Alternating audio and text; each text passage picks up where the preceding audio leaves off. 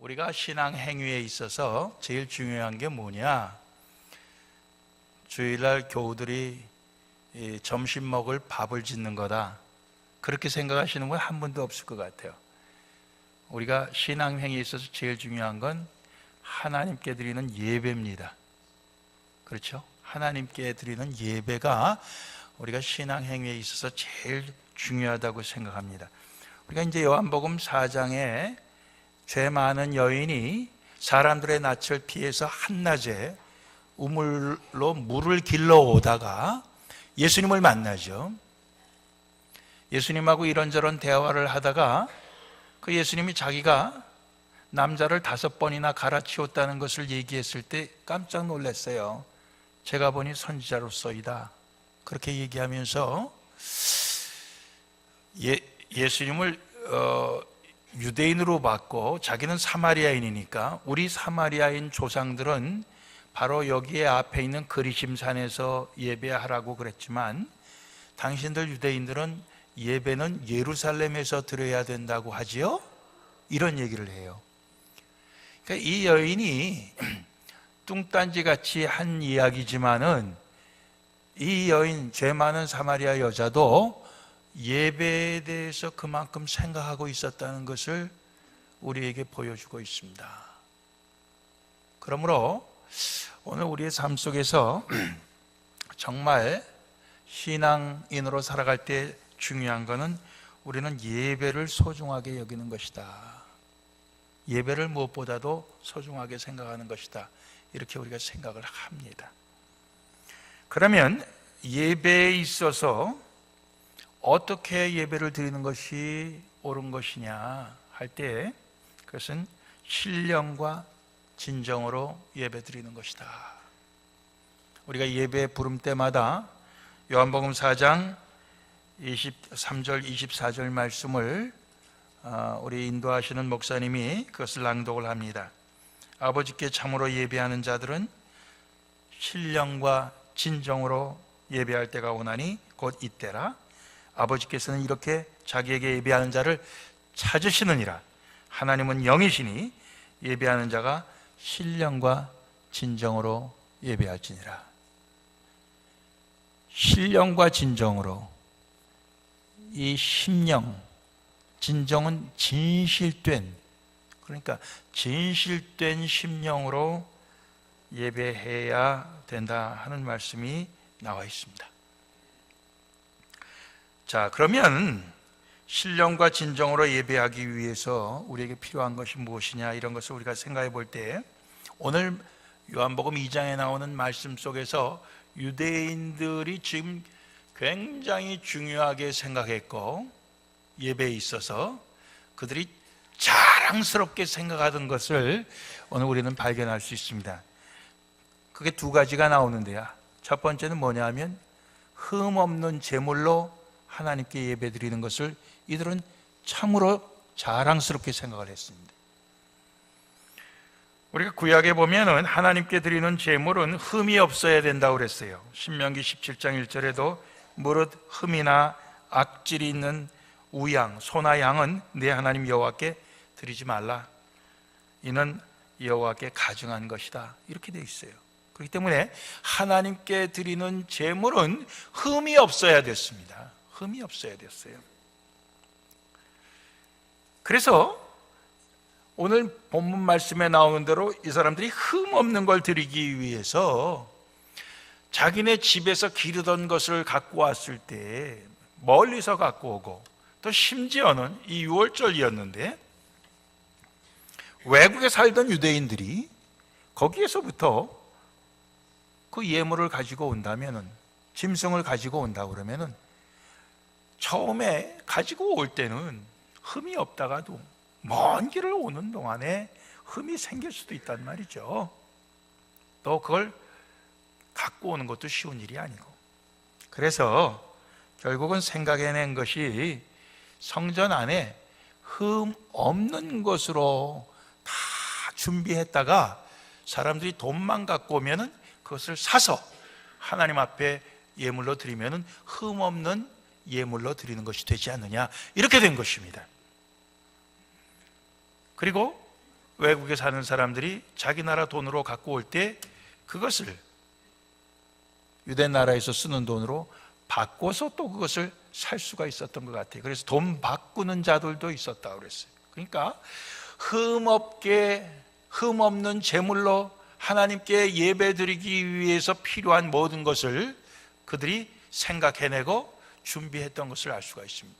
역사가 요세푸스가 얘기하기는 6월절 때 보통 양이 한 26만 마리 정도가 제물로 드려졌다, 그렇게 얘기를 해요. 그러니까 엄청난 거죠. 예. 그러니까 이 제물을 파는 사람이 성전 안에 한 사람 두 사람 이렇게 있었던 게 아닌 것 같아요.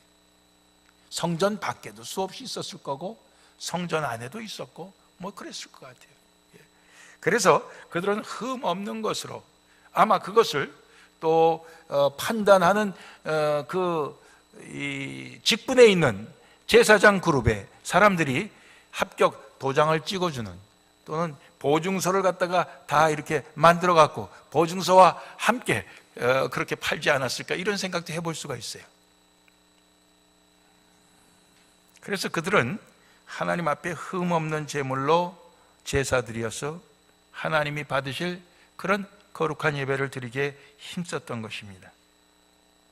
그런데 예수님께서는 오늘 그들의 그 모든 상을 둘러엎으셨어요. 채찍을 만들어 갖고 그것을 후려치셨습니다.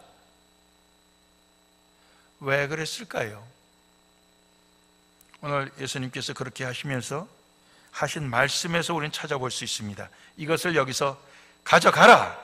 내 아버지의 집으로 장사하는 집을 만들지 말라. 이렇게 말씀하셨어요. 그들은 흠없는 예물을 하나님이 받으시기 때문에 그렇게 하려고 했었지만은 이것은 어느덧 결국 장사 행위로 바뀌게 되었다는 것을 우리가 알 수가 있습니다. 돈 바꾸면서 또 이 짐승을 사고 팔면서 거기에 이게 장사 거래가 이루어진 것입니다. 결국 하나님께 흠없는 예물을 드리겠다고 하는 순수한 목적이 나중에는 그것이 변질이 되고 만 것입니다. 장사해서 이문을 남기겠다는 것으로 변질되고 만 것입니다. 예수님께서는 오늘 그것을 책망하시는 거예요. 내 아버지 집에서 내 아버지께 예배를 드려야 되는데 너희들이 예배보다도 장사하는 것이 먼저가 되었구나. 그런 의미가 그 속에 담겨 있다고 생각합니다. 변질된 거죠. 변질된 거예요. 그랬을 때 제자들이 시편 69편 9절에 나오는 말씀을 기억했다고 그랬습니다. 주의 전을 사모하는 열심이 나를 삼키리라.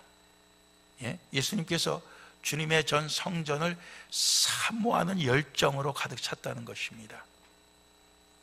이스라엘 백성들은 주의 전을 그렇게 열정적으로 사모하는 것보다 이것을 통해서 그들은 자기들의 이문을 남기려고 했다는 것입니다. 그들의 열정은 주님을 사모하는 것이 아니었고 사실은 자기들에게 떨어지는 그 이문에 그들은 더욱더 열심을 냈었다는 것을 우리가 알 수가 있습니다. 유대인들이 예수님의 그러한 행동에 대해서 따집니다. 내가 이런 일을 행하니 무슨 표적을 우리에게 보이겠느냐? 내가 이런 일을 하는 데 대한 어떤 그 권위, 그 근거로 우리에게 무슨 표적을 보여라. 어떤 이 기적적인 그런 일을 우리에게 보여달라, 그런 얘기. 내게 그런 권위가 있다는 것을 증명해 보여라, 이런 얘기. 예수님께서 이렇게 대답하십니다. 너희가 이 성전을 헐라. 그러면 내가 사흘 동안에 일으키리라. 유대인들이 이 성전은 46년 동안에 지었는데 내가 3일 동안에 일으키겠느냐? 이렇게 얘기합니다. 우리는 여기서 유대인들이 흠없는 예물 드리는 것만 자랑한 것이 아니고 헤롯이 46년이나 걸려서 지은 이 예루살렘 성전을 그들은 자랑했다는 것을 알 수가 있습니다. 그들은 그 예루살렘 성전에 대한 그 자부심이 굉장했었다는 걸 알 수 있어요.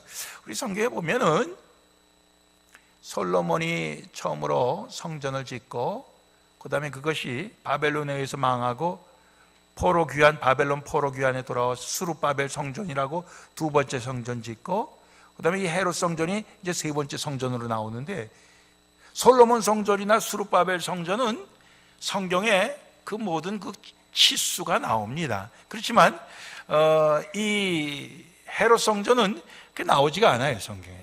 그렇지만 우리가 지금 그 흔적을 예루살렘에 가면 볼 수가 있어요. 46년 동안 지었어요. 솔로몬 성전은 7년 걸렸나요? 그러니까 이 시대가 벌써 다른데, 훨씬 더 발전된 시대에 46년이나 걸렸다고 하는 것은 솔로몬 성전보다 훨씬 더 규모가 크고 잘 지었다는 것을 우리는 쉽게 짐작할 수가 있는 것입니다. 그래서 그들은 이 성전이 46년 동안에 지었다, 그것을 그들은 자랑했던 것입니다. 예수님께서는 너희가 그것을 헐면은 내가 3일 동안에 일으키겠다. 다시 그것을 건축하겠다, 그런 뜻이에요. 예수님께서 하신 말씀의 의미는 성전된 자기 육체를 가리켜 말씀하신 것이라 그랬습니다. 자, 우리는 유대인들이 하나님께 예배드리는 데 있어서 오늘 말씀 속에서 국한되어서 요 좁은 요 안에서만 생각해 볼 때 그들은 흠없는 제물, 또 46년이나 걸려서 지은 성전, 이 두 가지를 그들은 굉장히 크게 생각하고 거기에 자부심을 가지고 자랑스럽게 생각했다는 것을 알 수가 있습니다. 예수님께서는 지금 그 두 가지를 다 꺾으셔요. 상을 둘러엎으시는 것으로. 왜? 그들의 마음이 하나님을 향해 있지 않고 재물은 흠없는 것으로 드린다고 할지라도 거기에 그들이 장사해서 이문을 남기겠다는 마음이 더 앞서 있다는 것을 아시기 때문에 그들 둘러엎으신 거예요. 또 표적을 보여달라고 그럴 때 주님 하신 말씀, 너희가 이걸 헐라, 이 성전을 내가 3일 동안에 일으키리라. 그들이 자랑스럽게 생각하는 그 성전을 주님께서는 헐라고 그러시는 것입니다. 그들이 자랑스럽게 생각해요. 영원토록 보존하고 싶은 성전이겠죠. 근데 그것을 헐라고 그러십니다. 그리고 사실 그 성전은 주 70년에 로마 군에 의해서 헐게 된 것이 다 헐리고 마는 것입니다. 근데 예수님은 사실 거기에 영적인 의미로 말씀하신 거예요. 뭐라고 말씀하신 거예요? 사실은 예수님이 죽으시고 사흘 만에 다시 살아나실 것을, 자기의 그 육신을, 자기의 몸을 얘기하신 것이라, 말씀하신 것이라 그렇게 되어 있습니다. 오늘 이것을 통해서 예수님이 정작 예수님이 성전이다 하는 것을 오늘 볼 수가 있습니다. 자, 예수님은 오늘 요한복음 2장에 나오는 가운데서 성전된 자기 몸을 가리켜 말씀하신 것이고, 제자들이 죽은 자 가운데서 살아나신 후에야 이 말씀을 기억하고 믿었더라, 그렇게 되어 있습니다. 예수님이 성전이시다. 또 히브리서 9장 13절에 나오는 대로 염소와 황소의 피와 및 암송아지의 죄로 부정한 자에게 뿌려 그 육체를 정결케 하여 거룩케 하거든. 구약 시대에는 짐승의 피를 뿌려서도 사람들의 그 죄를 사하고 거룩하게 했다 그랬어요. 이건 외형적인 거예요. 하물며 영원하신 성령으로 말미암아 흠없는 자기를 하나님께 드린 그리스도의 피는 어떤 능력이 있겠느냐? 예수님은 흠 없는 분입니다. 그러니까 양이나 소나 비둘기나 흠 없는 예물을 이스라엘 백성들은 하나님께 드려야 된다는 그 율법을 지키려고 했지만은 그러나 정작 그들의 마음 속에서는 그건 외형적인 거고, 그들은 이문을 보겠다, 예? 장사를 하겠다, 그런 마음이 앞섰던 그런, 사실은 흠이 있는 채로 계속해서 제사를 드리게 했던 것입니다. 오늘 예수님은 흠 없는 자기 자신을 하나님께 드렸다고 그랬습니다. 그래서 예수님은 유월절 어린 양이다, 이런 표현도 있어요. 이걸 통해서 알 수 있는 것은 결국 정말 흠이 없는 제물은 예수님이시다 하는 것을 우리에게 말씀해 주시는 겁니다. 유대인들이 자랑하는 흠 없는 짐승을 우리가 다 골라왔다, 그것이 흠 없는 예수님, 흠 없는 예수님의 그 피와 비교가 되지 않는 것입니다. 유대인들이 자랑하는 46년 동안 지었다고 하는 그 성전이 예수님이 우리를 위해 죽으시고 사흘 만에 부활하신 그 예수님의 몸과 비교할 수 없다는 것을 예수님께서 오늘 우리에게 말씀하고 계시는 것입니다. 그러므로 예수님이야말로 완전한 제물, 흠없는 제물이시고 예수님이야말로 하나님의 거룩한 성전이십니다. 자, 그렇다고 할 때 과연 예수님이 그렇게 흠없는 제물이고 하나님의 거룩한 성전이라고 하는 것이 우리와는 어떤 관계가 있느냐? 결국 예수님은 우리도 그렇게 만드신다는 것입니다. 히브리서 9장 14절 다시 한번 읽겠습니다. 하물며 영원하신 성령으로 말미암아 흠 없는 자기를 하나님께 드린 그리스도의 피가 어찌 너희 양심으로 죽은 행실에서 깨끗하게 하고 살아계신 하나님을 섬기게 못하겠느냐? 온전한 예물, 흠 없는 예물 예수님의 피는 오늘 우리를 죽은 행실에서 깨끗하게 하고 살아계신 하나님을 섬기게 할 수가 있는 능력의 피입니다. 그것을 우리에게 말씀해 주고 있는 거예요. 자, 주님을 섬긴다, 깨끗한 양심으로, 이게 신령과 진정으로 주님께 예배하는 거 아닙니까? 로마서 12장 1절도 그러므로 형제들아 내가 하나님의 모든 자비하심으로 너희를 권하노니 너희 몸을 하나님이 기뻐하시는 거룩한 산제사로 드리라. 이는 너희의 드릴 영적 예배니라. 너희가 드릴 진정한 예배는 바로 우리의 몸을 드리는 것이다 그랬습니다. 우리의 몸, 어떤 몸입니까? 예수 그리스도의 피에 씻겨진 몸입니다. 그러니까 그 우리의 몸, 그 씻겨진 몸을 드릴 때 그것이 하나님이 기뻐 받으시는 거룩한 산제물이 된다, 그렇게 말씀하시는 거예요. 예수님으로 말미암아 우리의 몸도 주님께 깨끗한 제물로 드릴 수 있게 되었다, 그 말씀이에요. 뿐만 아니라 예수님이 하나님의 거룩한 성전이 된 것처럼 우리도 예수님께서 하나님의 성전으로 만들어 주시는 것입니다. 오늘 고린도전서 3장 16절 17절 너희가 하나님의 성전인 것과 하나님의 성령이 너희 안에 거하시는 것을 알지 못하느냐. 우리를 하나님의 성전이라고 얘기하고 있어요. 누구든지 하나님의 성전을 더럽히면, 이 더럽힌다 하는 것은 멸하면, destroy, 영어 성경엔 그렇게 되어 있어요. 하나님이 그 사람을 멸하시리라. 하나님의 성전은 거룩하니 너희도 그러하니라. 너희도 하나님의 성전이다, 그렇게 되어 있습니다. 예. 우리가 하나님의 성전이라고 얘기합니다.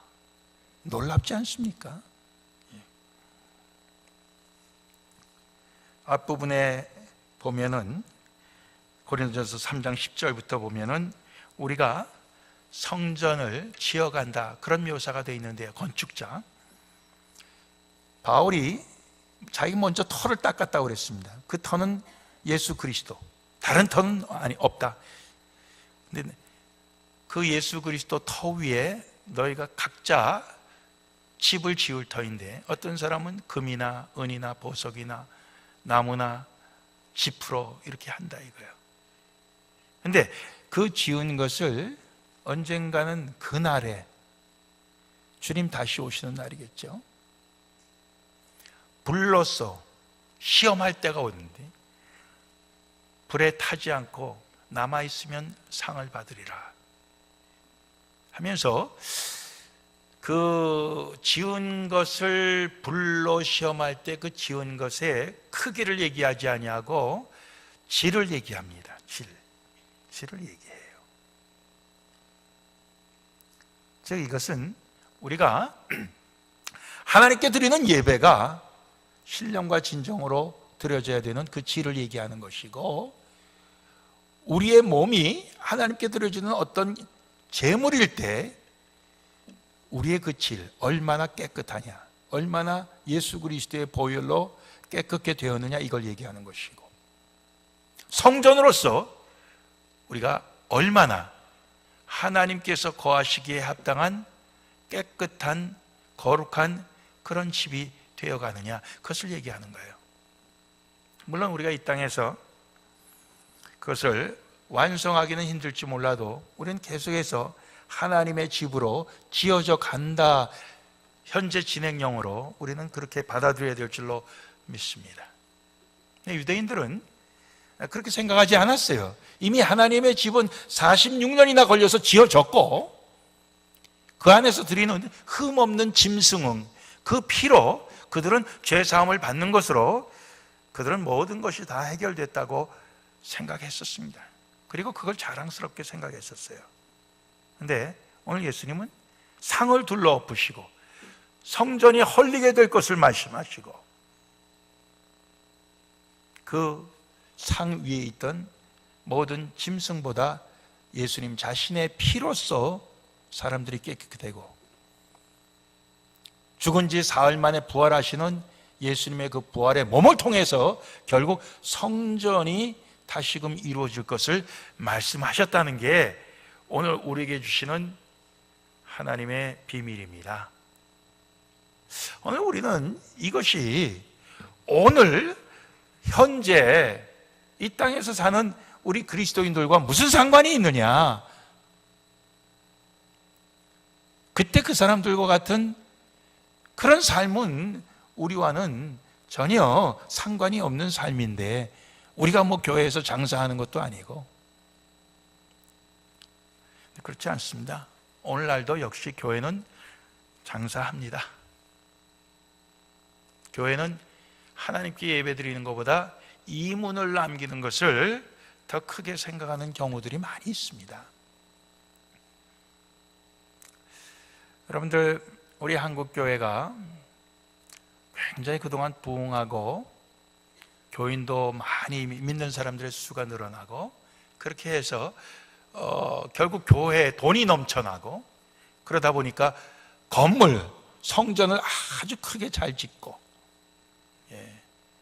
성전만 짓는 게 아니라 기도원도 짓고 학교도 짓고 병원도 짓고 뭐 여러 가지 많은 사업들을 했어요. 근데 거기에 다 이권이 따라요. 막대한 이권이 따릅니다. 그리고 그 이권이 있는 자리에 결국 누가 그 자리를 차지하고 결국 이익을 보느냐, 이것 때문에 치열한 싸움이 그 속에서 벌어지고 있는 거예요. 결국 큰 교회는 교회대로 이제는 하나의 기업이 되고 말았다, 그런 얘기들을 많이 합니다. 더 이상 교회가 아니고 하나의 기업이다. 한국의 모교회는 얼마나 잘 졌는지 현대, 삼성 대기업의 본산줄로 착각할 정도로 잘 졌다, 뭐 그런 얘기들 여러분들이 듣지 않습니까? 이건 교회가 아니라 대기업의 본사 건물이다, 그런 얘기를 해요. 전 아직 가보진 않았지만은 그런 이야기들을 합니다. 얼마 전에는 어떤 기독교 방송국에서 저한테 편지가 하나 왔어요. 우리 방송국을 좀 후원해 주십시오. 제가 듣기로는 플로톤 장로교회는 자산인 규모가 얼마가 되는 굉장히 단단한 교회라고 그렇게 들었는데 저희를 좀 도와주십시오. 이런 편지가 왔어요. 깜짝 놀랐어요. 우리 교회가 이게 재산이 얼마 된다는 걸 그 사람들이 들었다는 거예요. 누가 감정을 했는지 모르겠어요. 우리는 그 감정을 의뢰한 적이 없는 것 같은데, 이야, 깜짝 놀랐습니다.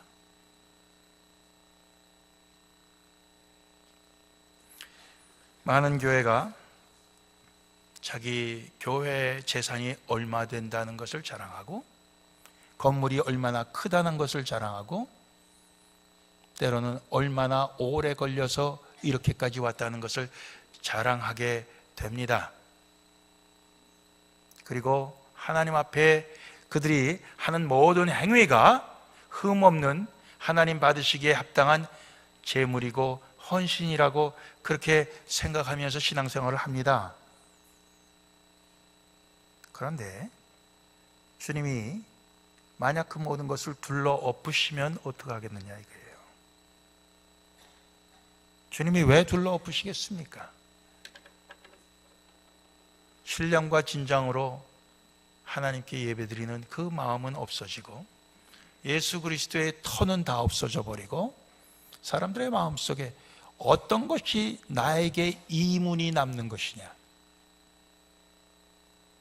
어떤 것이 내게 이익이 되는 것이냐, 사람들이 이것을 따지게 될 때에 결국 하나님 아버지의 집, 하나님 아버지를 만나 기도하고 예배하는 그 집이 장사하는 집이 되었고 강도의 소굴이 되었다, 이제 그런 얘기지요. 예. 여러분들 교회에 나오는데 내게 이문이 남아서 교회를 나오는 분들 계십니까? 예. 교회에 나오면 내게 이문이 남는다. 예. 그런 분들 계셔요. 우리 생각해 봐야 될 줄로 압니다. 내가 하나님께서 받으실 흠없는 예물로서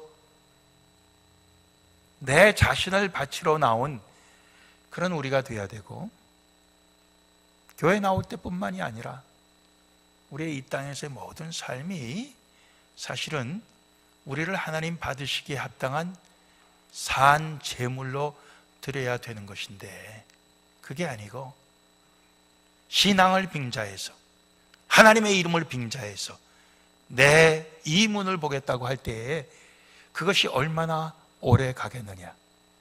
결국 그것은 하나님에 의해서 둘러 엎어져야 되고 하나님에 의해서 무너져야 되는 것이 아니겠느냐, 이런 생각입니다. 오늘 우리가 무엇을 자랑합니까? 플러톤 장로교회 우리 믿음의 형제 자매들, 플러톤 장로교회가 이제 40년 넘은 역사를 우리가 자랑해야 되겠습니까? 이렇게 아름답고 이렇게 훌륭한 성전을 가진 것을 우리가 자랑해야 되겠습니까? 우리가 주님 앞에 그래도 양심적으로 나와서 예배를 드리는 것을 자랑해야 되겠습니까? 아닌 줄로 압니다. 우리는 오직 예수 그리스도를 자랑해야 돼. 오직 우리는 예수 그리스도가 흠없는 그의 피로 우리를 깨끗게 해주시고, 예수 그리스도가 우리를 성전된 자기 몸의 한 부분으로 만드셔서 함께 지어져 갈 수 있도록 우리를 다 지체 삼아 주신 것에 우리는 자랑하고 감사하고 그 주님을 우리는 따라가야 될 줄로 믿습니다. 주님 오시는 그날까지 우리는 그런 생각으로 가야 될 줄로 압니다. 이제 점점 주님 오실 날이 가까울수록 사람들이 교회를 통해서 이문을 남기려고 교회에 나오는 사람들이 많아요. 교회의 재산을 내 것으로 만들려고 하는 그런 분들도 있어요. 그래서 어떻게 해서든지 내 것으로 만들기 쉬우려면 사람이 좀 많이 없어져야 되겠다. 그리고 사람들을 다 떠나게 만들고, 될 수 있는 대로 조금 남아서 몇 사람 안 남은 사람끼리 나눠 가지면 더 많이 몫이 돌아오니까 그런 일들이 오늘날 벌어지고 있습니다. 우리가 그렇게 돼서는 안 되겠죠. 어떻게 해서든지 진정 우리가 주님 앞에 우리 자신을 드리는, 그리고 우리가 이 땅에서 걸어다니며 말하며 생각하며 하는 모든 것이 성전으로서, 하나님의 성령이 거하시는 성전으로서의 우리 삶이 되도록 우리 주님께 간구하는 그런 삶이 우리의 삶이 되어야 되겠다, 그 생각입니다. 우리 플라톤 장로의 믿음의 백성들이 이러한 질을 가지면은 나중에 불로서 시험을 할 때 남아서, 타지 않고 남아서 상을 받을 것이요, 그랬습니다. 상을 받을 수 있으면 좋겠어요. 엊그제 저희 그 동네에 그 기독교 영화를 이렇게 그 몇 사람 앞에 놓고 상영을 하는데 우연히 들어가서 제가 그걸 보니까 제목이 우리말로 하면 휴거예요. 영어로는 Left Behind인데 거기에 보니까 갑자기 말이에요, 이 사람들이, 그 예수 잘 믿던 사람들은 전부 다 없어져 버리는 거예요. 병원에 신생아실에 아기가 하나도 없어요. 다 없어지고, 자동차 운전하던 사람도 없어져 갖고 막 차들끼리 부딪히고, 비행기 운전하던 조종사 중에 한 사람이 또 사라지고, 뭐 이런 식이에요. 그래 갖고 이제 거기에 나오는 한 여인이 자기 엄마한테 집에 전화하니까 안 받아요. 그래서 집으로 가보니까 어머니가 샤워하다가 없어져 버린 거예요. 그래갖고 교회를 찾아가니까 목사님이 이게 휴거다 하고 얘기를 해주는데, 그러면 왜 당신은 있느냐? 그러니까 나는 사람들에게 가르치기만 했지 나는 믿지는 않았다, 그렇게 얘기를 하더라고요. 우리가 그럴 수 있죠. 우리가 가르치기도 하고 듣기도 했지만 정작 나는 믿지 않아서 주님께서 오실 때에 우리는 상을 받지 못하고 그런 수가 생기는 거죠. 그러니까 우리가 그날이 언제 닥칠지는 모릅니다. 근데 우리가 통계적으로 볼 때는 내가 죽기 전에는 그런 날이 안 올 것이다, 이런 생각을 하죠. 저도 그런 생각합니다. 그러니까 아직은 기회가 있다, 이런 생각을 하는 거예요. 그렇지만